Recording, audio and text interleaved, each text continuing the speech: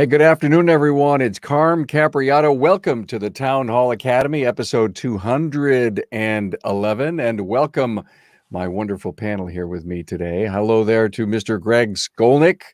Hello. From Motorworks, Rockville, Maryland, and Sabrina Gatewood from King Amico. And her and her husband have been in business for lots of years, right? Well, 94. 94. That's 94 a lot of years. 1994. Oh, okay. Let me be more specific. That's a lot of years. Hey, good to have you here. We're going to talk about a very interesting topic today. It is on 401k retirement plans, profit sharing, and I'm so overly confident that Sabrina and Greg are going to knock this out of the park because they've got some pretty good experience doing this, and we're going to talk about a lot of the reasons we should be doing this. In the meantime, though, always a high five and a thank you to our sponsors. You know, Shopware wants to remind you to stop spending time chasing customers. Shopware's leading shop management system is helping shops just like yours generate more profit per ticket with less time on the phone. Break away from your legacy system and implement a completely contactless workflow today. Get started at getshopware.com. Hey, have you realized that your marketing looks exactly the same as the shop down the road? Well, your marketing is different, and it deserves marketing that is as unique as your shop is. Let Shop Marketing Pros show your community just how different you are on the web at shopmarketingpros.com. Well, I hope you guys are getting through the winter. It's pretty darn single-digit cold up where I am. Nasty. And it's always good to have a nice fire by the fireplace while we're thinking about what more things can we do for our employees. I think everyone about profit sharing and 401ks as the potential proof of concept idea. Now, guys, you know, I did a show a while back that if we were doing everything that the pundits told us for the last 4 or 5 years, we would have come out of COVID better and stronger. And we've proved all of that. And now I'm continuing to work very hard at what I think is we should be paying attention to as far as proof of concept for the future. Apprenticing, pre-scheduling appointments. You don't know anything about that, Greg. Not a thing. And profit sharing and augmented reality and artificial intelligence and hybrid EVs and succession, internal succession candidates and all that stuff, which we're going to do an awful lot on the podcast this year on those topics. But got to pay attention to your people. And Greg, you and I were chatting, man, and there's just not enough people paying attention. Do we really have money saved for retirement? Actually, I guess first thing I want your listeners to hear, I know I'm preaching to the choir when I'm talking to the people actually listening to these shows. You got to keep an open mind about this because most small business owners are all freaking out about how much money things cost. And we just can't be blinded by the idea that that this is going to be too much money because there's you just got to pay to play, basically, is what it is. And this, you just got to find the best way to do it. And so keep an open mind. Okay. So you hear me now, right, guys and girls? I want you to make sure you're paying attention. So yes. And there is a huge retirement finance crisis in this country. And it's actually getting worse. People just don't have enough money to retire. So they have to keep working and keep working and keep working until they drop. And realistically, is that what you want? I don't know about you, but not me. So I kind of like look at this like we need to do something about it. Okay. And the other thing I want to mention to you is like Social Security. Everybody talks about Social Security. I don't know how many years I've been hearing it. Social Security is not going to be there for you when you get old enough, Greg. Well, yeah, they're going to probably be there. But even so, Social Security was never, ever designed to be a retirement plan.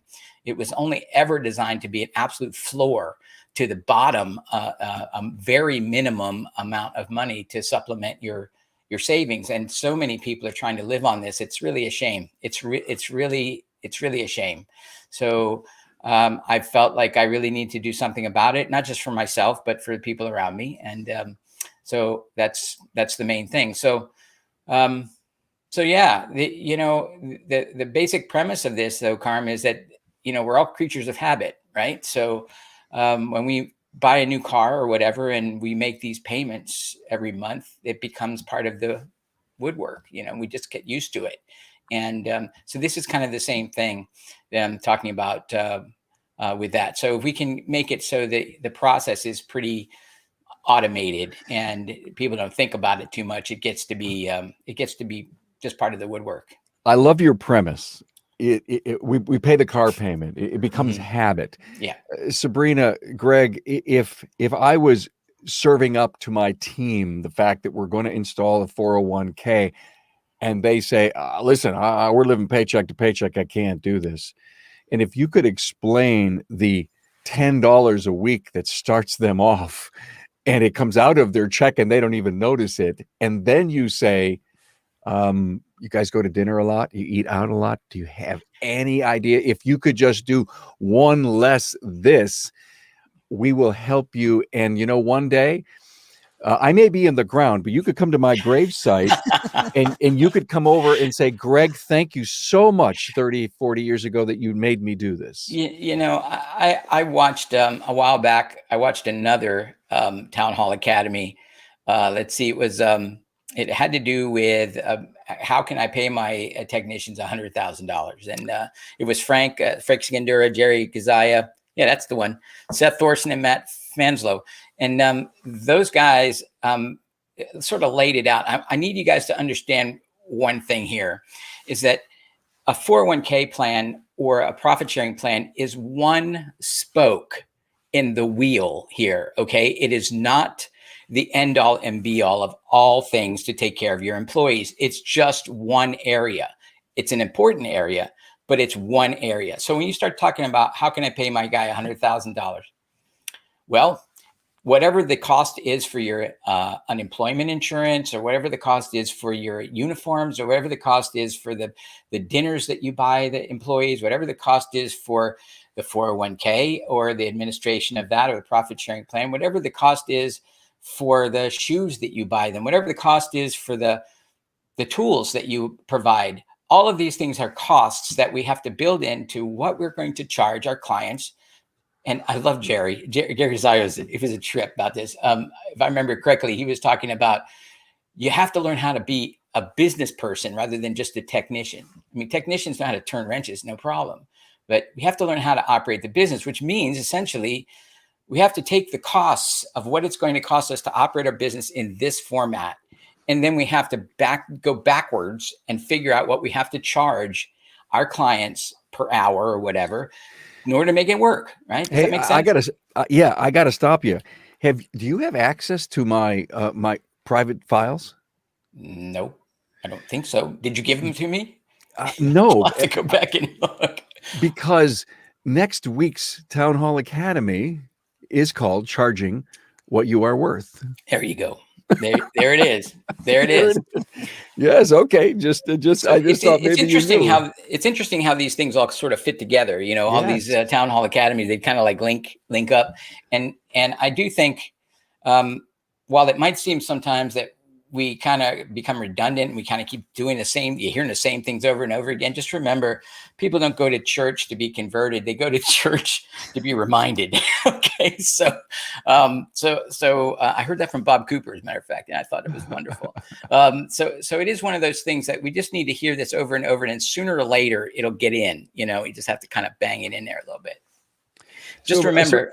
I wanted to say one other thing, and that is, I did look up some stuff to prepare for this show a little bit. Great. And thanks, Greg. Turns out that there's like 88% of workers, 88% of average workers view a 401k or some sort of a profit sharing plan as an important benefit, especially when they're looking to change locations or, change from one place to another. So it is important to them. And even if they might say, well, I'm not taking any money out of my paycheck because I'm living paycheck to paycheck, it's important to them that you set this thing up with them.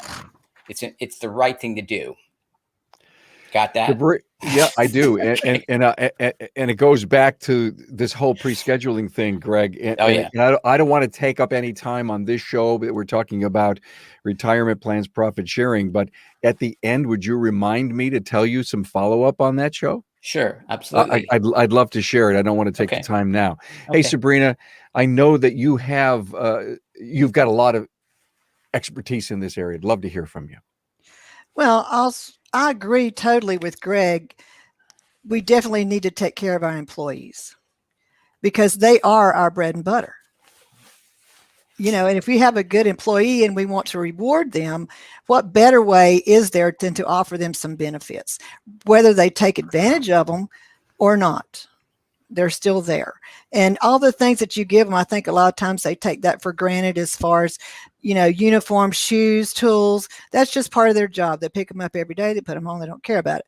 But if they're actually contributing and working for a plan for them to exit their job and actually have a meaningful retirement to people that are actually thinking like that, it means a lot.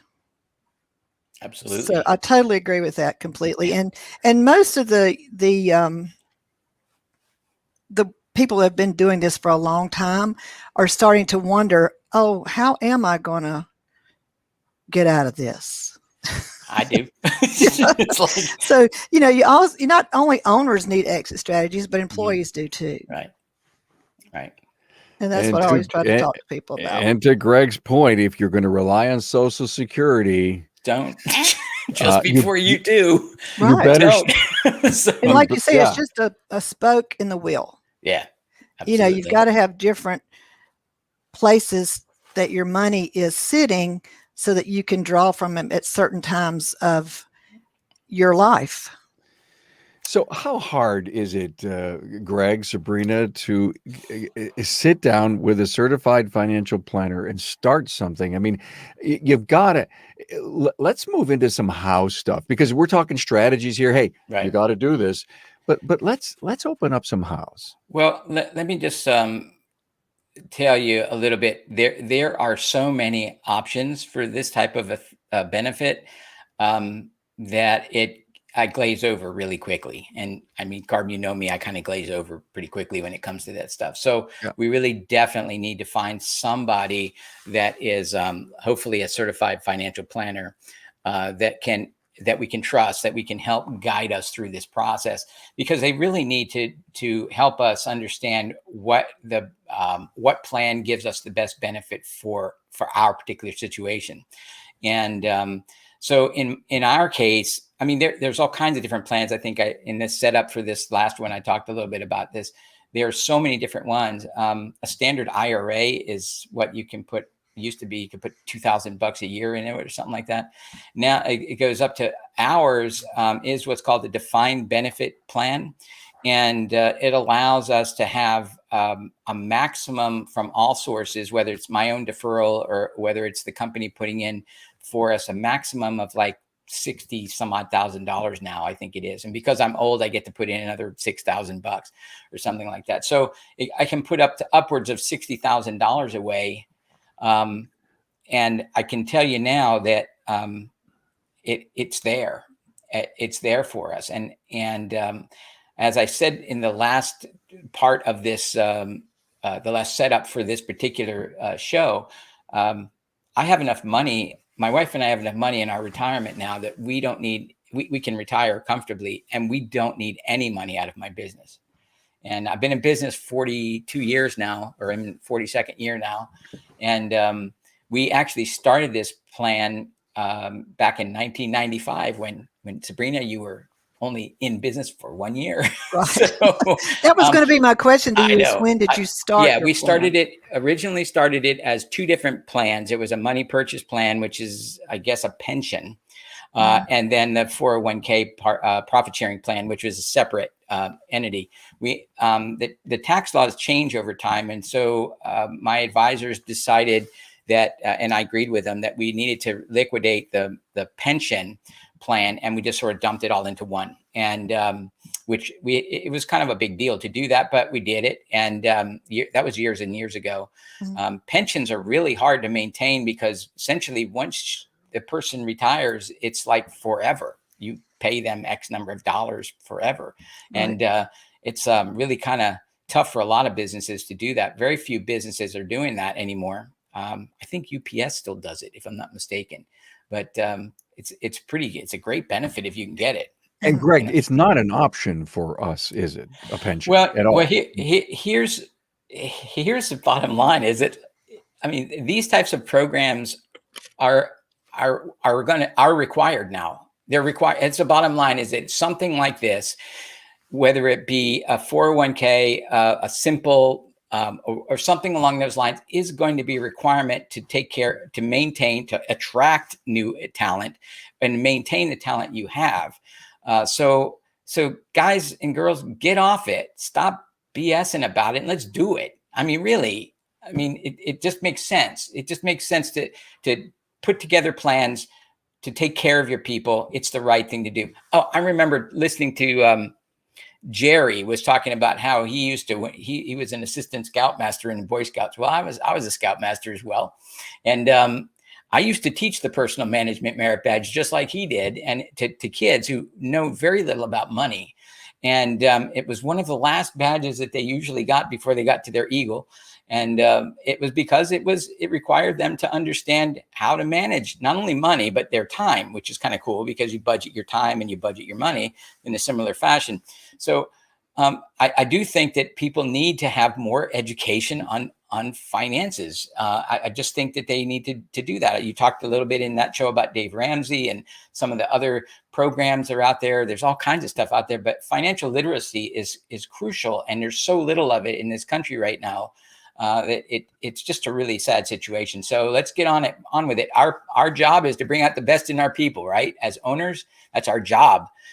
We got to do something to help them understand where their money is going and how to how for them to best control it. And realistically, I think it was, I don't know, it was, might've been Frank. I can't remember exactly which one of the guys it was, might've been Matt, but in any event, they were talking about how when a technician comes to you and says, "Hey, I need more money." It's like, how many of us have heard that before? So it's like, I need more money. Well, then if they understood where all their money went, then maybe it wouldn't be quite as a big situation like that, because that's the only thing that they know. So here's an interesting connection between that aspect of what our employees need and what our clients need. When they don't know anything about their car, what's the first thing to ask? How much is it going to cost? Right? Because they don't know the value of working with you. These are first-time clients or whatever. They've never been with you. So they're always asking, what is it going to cost? The employee is kind of the same way. Their understanding is just keep putting more money in the bucket. Just keep putting more money in the bucket. Let's not worry about what's coming out. Well, it's a combination of all of that, right? How much goes in and how much goes out, and how much you can keep in your pocket. And I'm going to talk about that in a couple of minutes, as a matter of fact. I think one thing you could also do for your employees along that same line is offer them a meeting with a financial planner. Absolutely.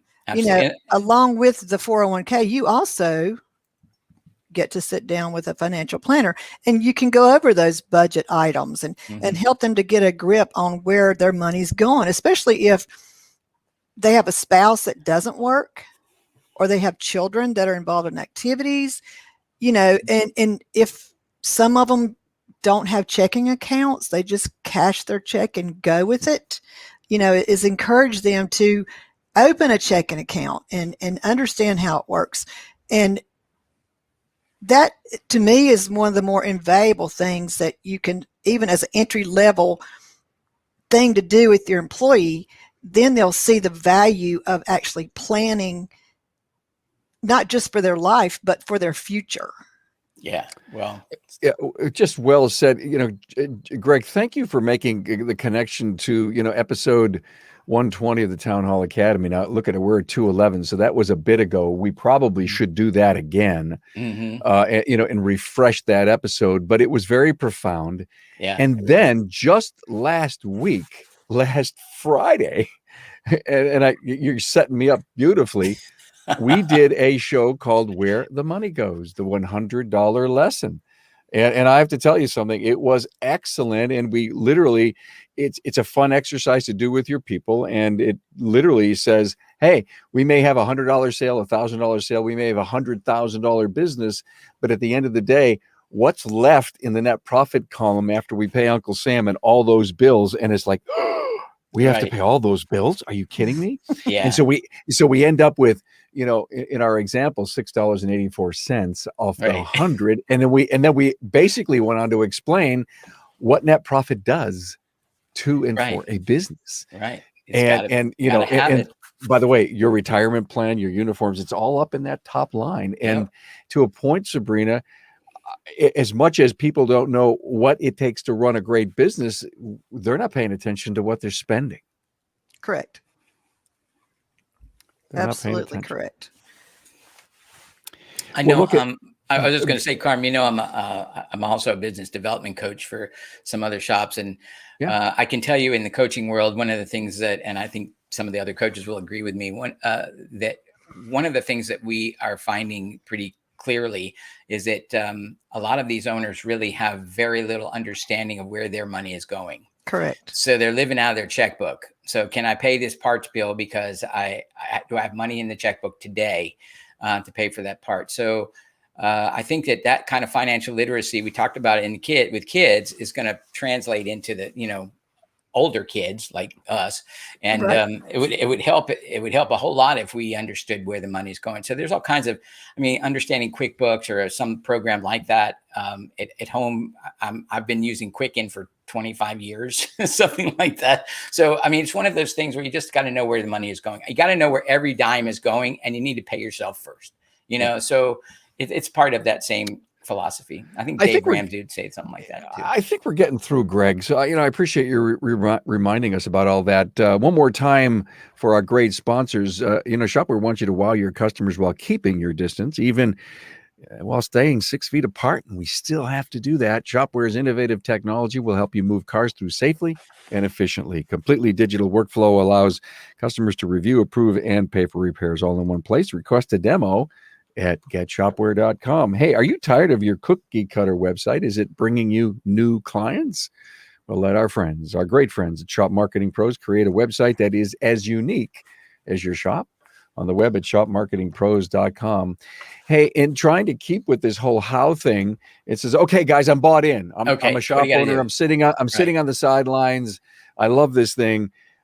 Where do I find? How do I get? What do we do? Let's pull our people together, ask them the questions on retirement, and commit to the fact that we're going to do something for them.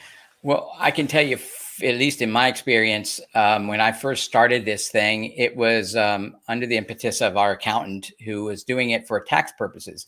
And I'm very thankful that he suggested it back then, because now I understand it a little bit better. But at that time, it was kind of like this. Well, have you ever thought about putting together, a retirement plan, Greg? And I'm like, well, why? Because obviously he was looking for deductions. And I was thinking, well, why would I want to do something like that? And he's like, well, it's like this. You take the money out of the business and you pay tax on it. Or you can pay your employees and yourself and pay a lot less tax on it. And it works out pretty much the same. And I'm like, well, that's kind of a no-brainer. I'd rather take care of my employees and myself. So, and it's true that and while tax laws have changed a lot over the years, essentially they're the same in a lot of ways. And so you guys got to just understand that regardless of how many you think that the plans are too expensive, you got to understand that there are incentives out there nowadays. These certified financial planners or any of these people like from, Principal Financial or Merrill Lynch or these types of places, they're really, they will help you figure out how to do it because this is their bread and butter. Okay. So they'll bend over backwards to help you. And if any of you, So Greg, I have, the year is ending here. Yes. And I'm probably, if I'm on a calendar year, I probably will sit down with my accountant soon, and he's going to come in and he's going to say, hey, irrelevant of COVID, you didn't have a bad year. Okay. You're going to, we're going to have to pay some taxes. would that be the time that I say, hey, maybe it's time that we took a look at starting something like this? Does it start there, or should I, as a shop owner, talk to a certified financial planner, get that information, and then go to my accountant with it? I actually don't know whether I know that you would have to put the money in by the following April. I don't know whether or not, and that can be extended. There have been many years that we've gone on extension. Now I'm an S corporation, so you guys need to hear that. So all the losses and the profits pass through to me personally, and so the benefit. So the company itself doesn't actually pay tax. Okay, but what comes through the K1 for me is what makes it really beneficial for me to do something along these lines. But what I guess I wanted to say is that there have been years that we have been extending the tax return or the filing of our tax returns so that we can fund the profit sharing, because you have to fund it before you do the 5,500, which is the document you have to fill out, or somebody has to fill out for you for the plan. The plan is an entity all by itself.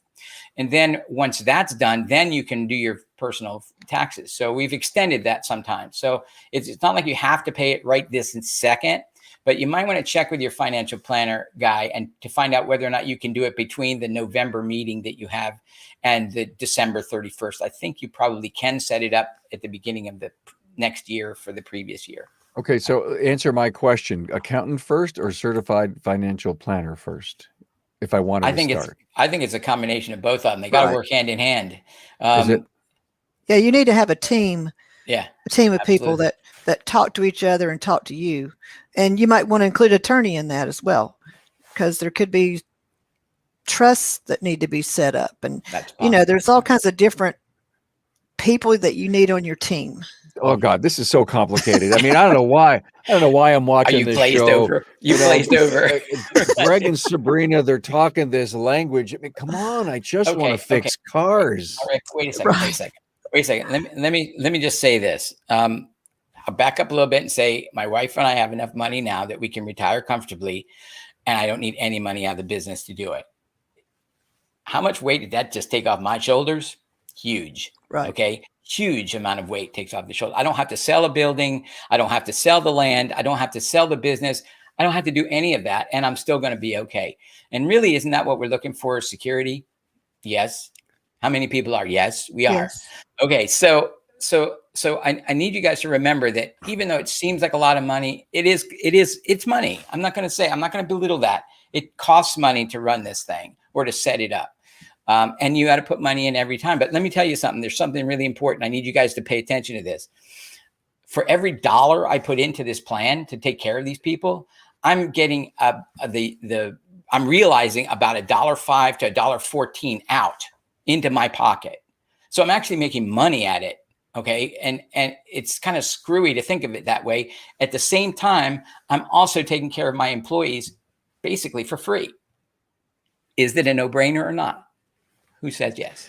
It is. And the question, if we have a 401k and I put in $50 a week, are plans designed where you could match that or put up a percentage to help them out? And then again, that becomes an expense or a deduction for you, right? It is. And well, interestingly enough, we just changed ours as a matter of fact, but so my benefit to the employees just got even bigger because, well, ours is what's called a safe harbor program, which allows me to have two different classes of members. There's an owner class and there's an employee class. And so because of that, I can have differing levels of investment from the company into those different classes. However, the one thing I guess I kind of want to make sure that we talk about is the fact that we are, well, shucks. Let me back up a little bit and just say, you know, when you talk to your certified financial planner, the tax benefits, and when you talk to your accountant as well, the tax benefits are really going to be the ones that just lay it out. So it just have to sort of just lay it out all for you so that you can get some understanding. Now ours is a 3% match or a 3% safe harbor. Actually, you don't have to even match it. They just get the 3%. It's free money for them. But on top of that, it used to be that the expenses for the various investments would come out of the plan itself. I mean, the sort of the planners or the brokers or all that, they get their little bits out of it off of the value in the plan, right? Well, now Greg's paying for that. And while it's an additional expense for us, it's an additional deduction for us too, and it's a big benefit for the employee. It's getting complicated, everyone. Yeah. It really is. And actually, I was all excited about this, and now okay, I don't want anything to do with it. Let me just give you.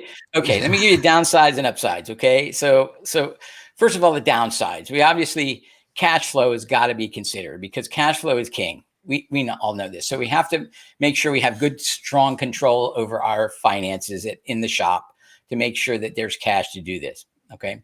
There are some startup and admin costs, but they are much less now than they used to be. Okay. So it's interesting how that works out. It does take time to administrate this plan. I'm the administrator of mine, and there are things that are just a real pain in the neck. I won't lie to you. It's pain in the neck. It's paperwork I got to do.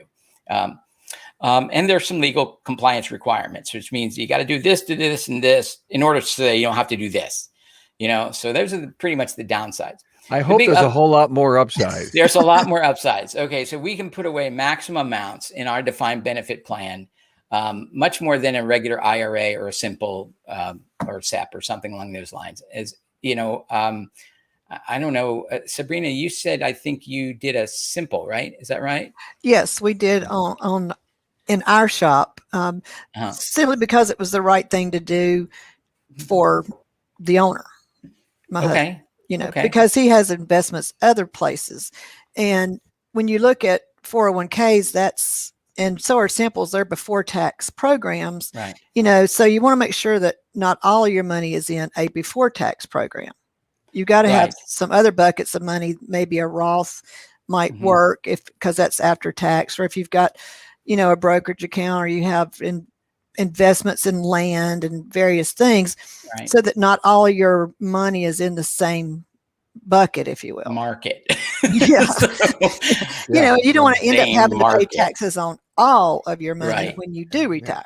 Because you want to be able to, like, if the market happened to be down one year, you don't want to be taking your money out of that pile. I thought that the defined benefit plan allowed us to do defined benefit 401k allowed us to do a Roth IRA, which is after tax.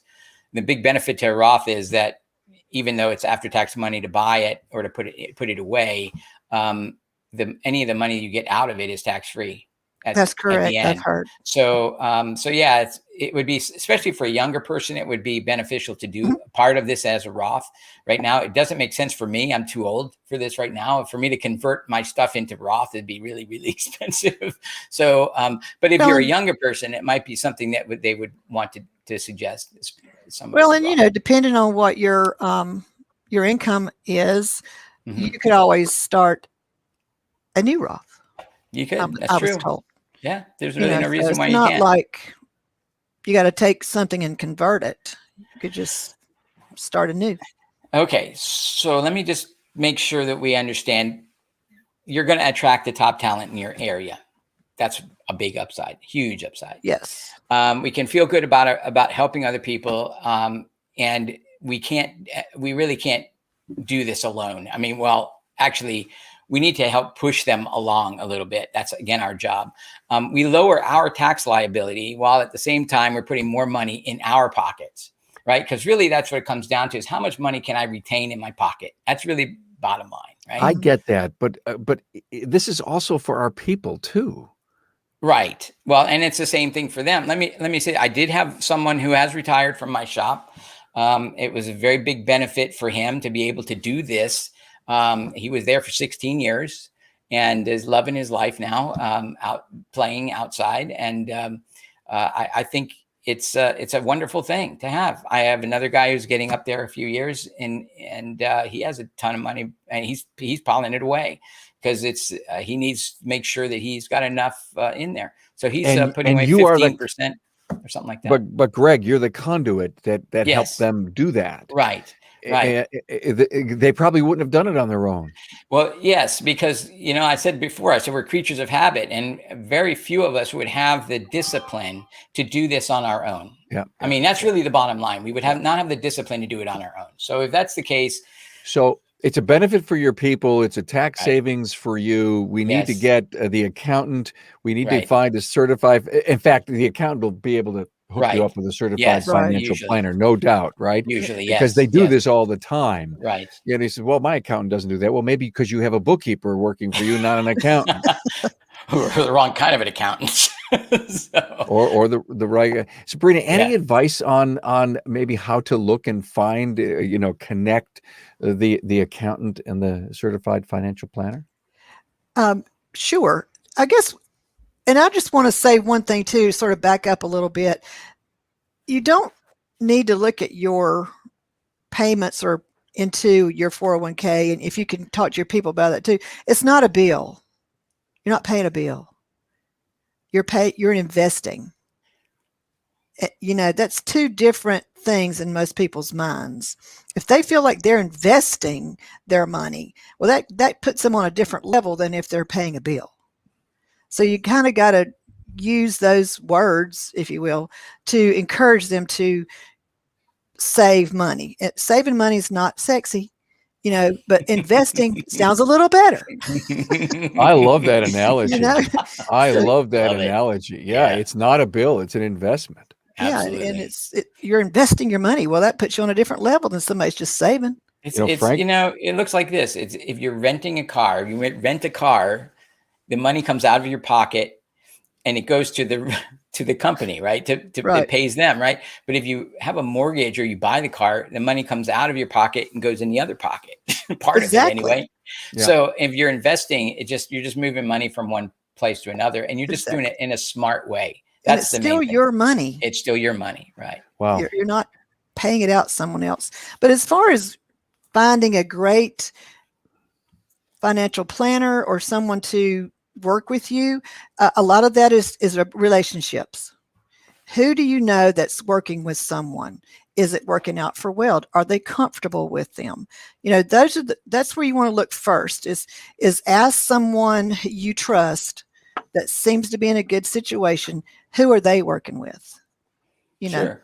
That's the easiest thing to do. I said before, if you want to hit me up offline, I'll be happy to share who's doing mine. Yeah. So, I mean, they can do it. It doesn't have to be in the same state, right? Exactly right. It can be anywhere now. Yeah. And nowadays. just to let everyone know, we did reach out to a few certified financial planners that do this for a living, and they chose not to come on because their companies just don't want them giving advice. And please remember this, we're not giving you any legal advice or anything on this show. This has just been a great open discussion. Hey, I want to try to round this thing up here in a few minutes, but I want to give another great shout out to our great sponsors. Now, do you know what's as easy as 1, 2, 3?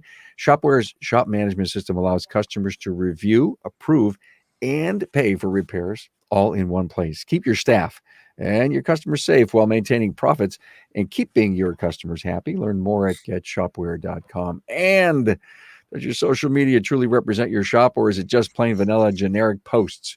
Well, it doesn't have to be that way. The experts at Shop Marketing Pros listen and create social content that connects you to your community on the web at shopmarketingpros.com. Hey, this was interesting, way above my pay grade, but I'm glad we talked about it because I am here to bring this kind of information to the industry and to get people thinking about how do we retain and keep great people, right? And how do we, like that show you were talking about, how do you pay somebody $100,000? Well, in many cases, Greg, they have absolutely. And it's part of the plan, right? Of trying to give that kind of pay program. So Sabrina, let you go first. Is there anything that you'd want to cover that we didn't to tell our audience? Well, I think that everyone's shop is different, and not everything's going to work. It's not going to be a cookie cutter approach for everyone, you know. And it's really just a matter of taking the time for yourself, do something good to yourself, sit down with someone, talk it out, and then do something good for your employees, because you're never going to go wrong helping somebody else get what they need. That's true. Absolutely. Well said. Thank you so much, Greg. I think we pretty much covered most of it. Yes, it's we put a lot of stuff out there for people to think about, and yes, it is as clear as mud. What can I say? I mean, it is one of those things. Like I said, it's a spoke in the wheel. It's one part of it. I mean, the fact that, I mean, in my case, we only work 4 days a week. We're actually closed today. 4 days a week. They get a week off between Christmas and New Year's. That's another spoke. They get paid health insurance. That's another spoke. That's, you know, all of these spokes are all of the package that we put together to make us more attractive to the top talent than the guy down the street. That's bottom line. Right? Yeah. Thank you. Thank you. So well said. Hey, Sabrina, Gatewood, King Amico, and all your great advice on 401ks and all that stuff in business with her husband since 1994 out there. I'm sorry, the exact city, were you guys? We're in King, North Carolina, which is just north of Winston-Salem. Cool. Very good. Thanks. Greg Skolnik, Motorworks, Rockville, Maryland, great contributor to the show. And thanks for bringing up all these other shows that we've done, Greg, that I think we've helped share some great wisdom in the past. We're actually are helping people out there, Carm. You actually are doing it. So, yeah, it's amazing. It's amazing. Wow. 401k profit What share. was the deal with the other the pre-scheduled pre-scheduling? I'll share that. Mention it. Greg and I and Bill Thompson and Craig Noel did a great show on pre-scheduling. Well, I had my teeth cleaned Wednesday, so I'm sitting in the chair, in the hygienist's chair, and she would not let me leave until I scheduled. I love it. And the dentist took the scheduling from their front counter to the chair. Wow. Brilliant, isn't it? Yes. So basically the hygienist is you must booking have bad her teeth. no. But and so when the doctor came in, Greg, to do the final inspection, yeah, and he's a friend, and I said, Dr. Dan, I said, what's the percentage that people book their next hygiene appointment? And he goes, 90%. Awesome. See, and so I can only aspire to get to that level. Exactly so. Right. But part, and I explained to him why I was asking him the question, and that the survey that has been going on for 30 some weeks asks the consumer, would you book ahead a maintenance appointment? And 59% of them said yes. And the doctor looked at me and he goes, really? Yeah, absolutely. So, and I says, we're taking cues from the doctor business, and we're bringing them for years. And we have been for years. For years. But we're not paying attention. Go back, Town Hall Academy. Greg was on that one pre-scheduling, but I continue to do research on these topics. So thank you so much, Greg and Sabrina, for being here on the show. Thank you for having me.